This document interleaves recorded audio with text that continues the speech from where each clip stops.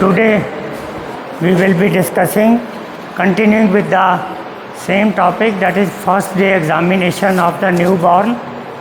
In the last lecture we have discussed a quick recap, the vital signs, the assessment of gestational age, then neonatal reflexes and some of the physiological skin lesions.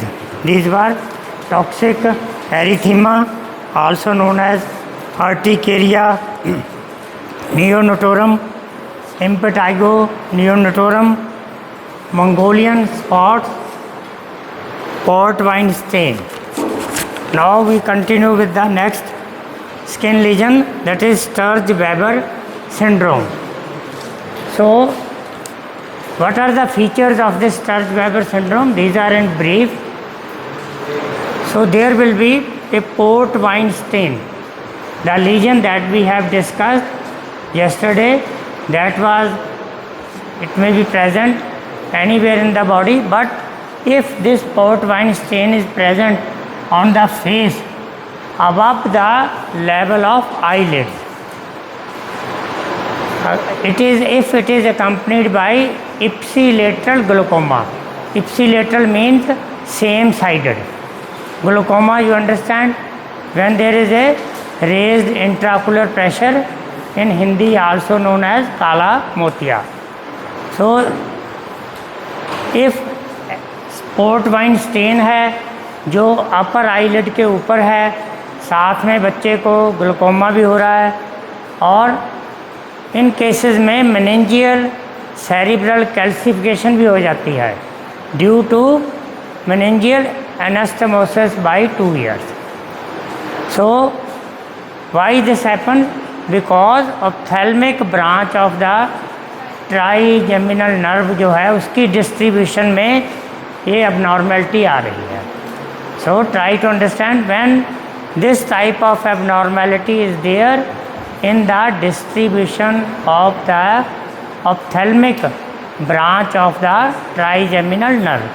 जो trigeminal nerve है उसकी जो ophthalmic branch है जो अपर face को supply करती है, उसकी डिस्ट्रीब्यूशन में यदि पोर्ट वाइन स्टेन आ गया, इप्सिलेटरल उसकी डिस्ट्रीब्यूशन में ग्लूकोमा हो गया, और साथ में मेनिंजियल सेरिब्रल कैल्सिफिकेशन भी हो गई, then we will call it as Sturge Weber syndrome, right.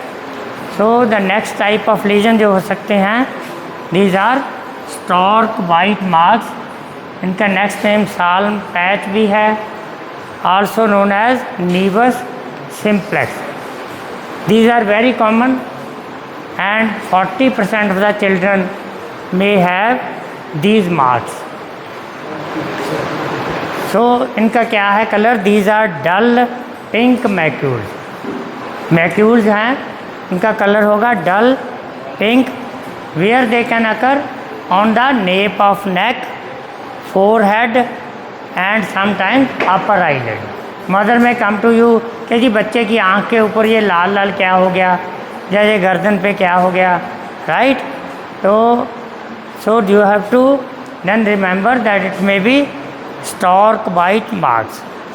So these then fade away, इनको देन कम हो जाता है जो इसका मैक्यूल का कलर है, and ultimately they disappear, right.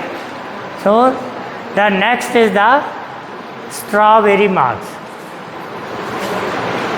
So what is this? These are raised from the surface. Surface के ऊपर आप ऐसे हाथ लगाओगे तो आपको पता लगेगा कि these are raised. They are vascular nevi. These are capillary hemangiomas. आपने कभी देखा किसी किसी के, इवन बड़े के भी ऐसा हो जाता है जिसको हिंदी में लसन वगैरह बोलते हैं, तो that is this capillary haemangioma. ये कैपिलरी हिमेंजियोमा क्यों होता है? Because of the abnormal growth of blood vessel.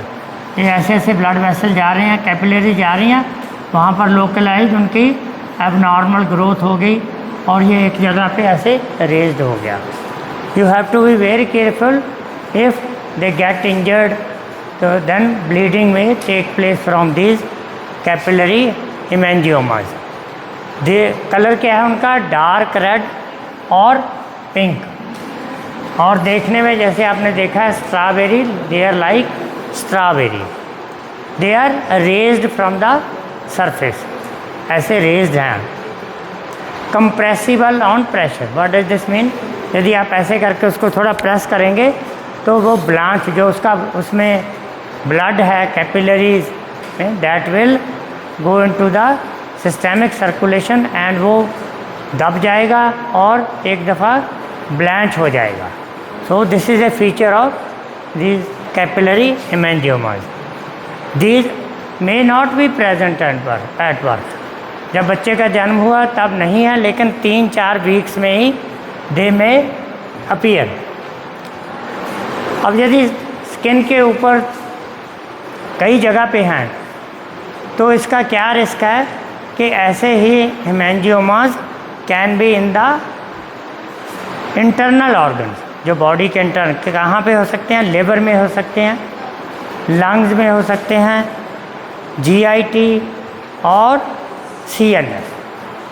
तो इनका क्या रिस्क रहता है in later life, if any hemangioma at any stage of life it ruptures, it can cause the bleeding in that organ which can be sometimes life threatening.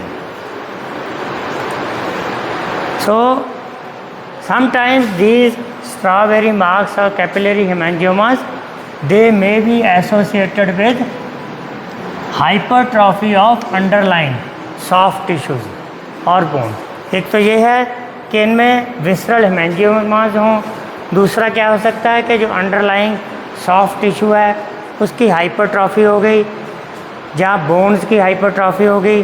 तो इस condition को क्या कहते हैं, Klippel Trenaunay syndrome. You can note down KLIPPEL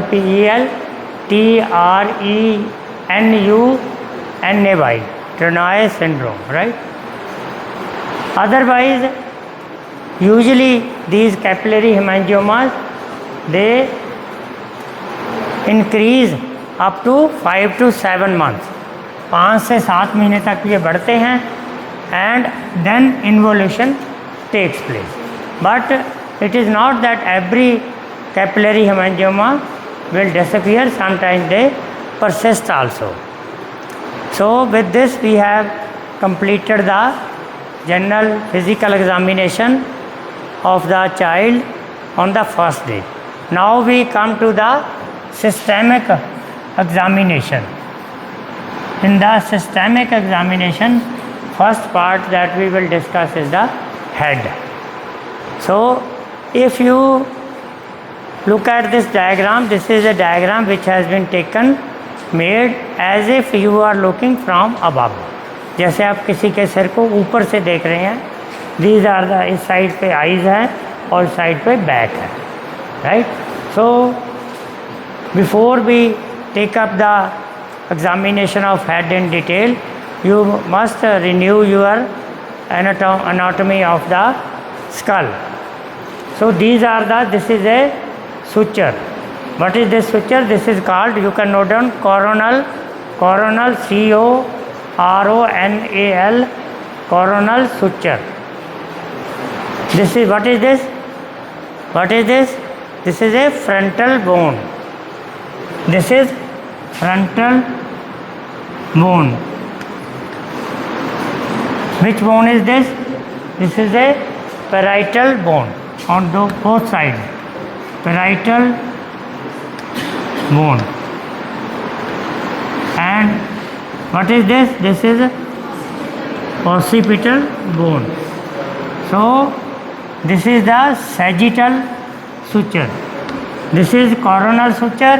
This is the sagittal suture, and this is the lambdoid suture. Right? So we have got 6 fontanellas. How many there? 6 fontanellas. One is this anterior fontanella. This is posterior fontanella. This is 2 are anterolateral. One is here, one is here. 2, and these are 2 posterolateral. These are the 6 fontanellas, right? So meanwhile you can go through this anatomy, and we will take up the systemic examination from head, then nose, mouth, detailed examination, systemic examination in the next lecture. If you want to ask, you can ask. Okay, thank you.